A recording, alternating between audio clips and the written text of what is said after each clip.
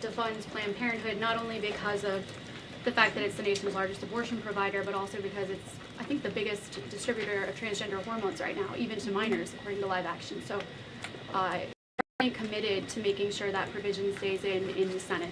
The president has maintained a very clear commitment to ensuring that this administration and the American people's tax dollars are not funding any institution. That includes hospital systems that are funding the chemical castration and mutilation of children. We're not going to tolerate taxpayer dollars going to such efforts. Sure.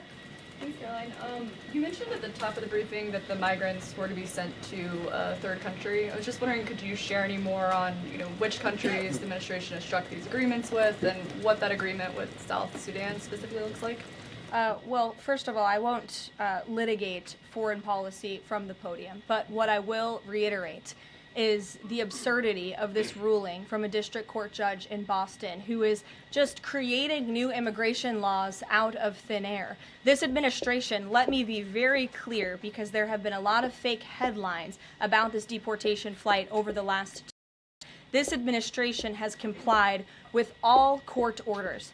And the individuals whose names I just revealed and whose criminal histories I just spoke of that are on this flight, every single one of them had a final order of removal from our country. In fact, one of these violent illegal criminals had a final order of removal given to him in 1999.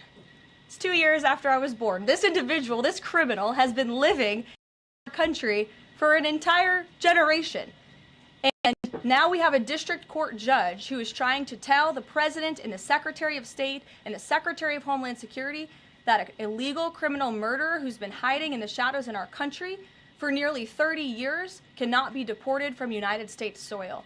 That not only is undermining our entire immigration system, but it is also undermining our diplomatic negotiations with countries around the world. How are countries on this earth supposed to trust the United States government and these good diplomatic negotiations when these countries accept these repatriation flights? How are they supposed to trust us if we have radical district court judges who are going to say, no, you can't do that?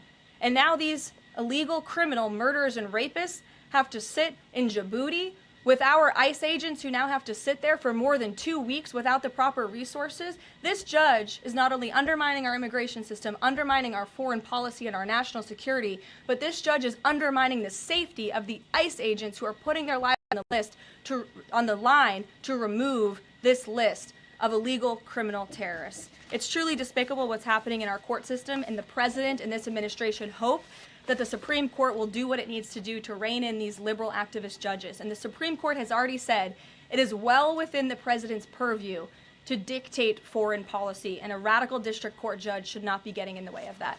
We'll see you all later at the Maha event. Thank you. Thanks, Caroline.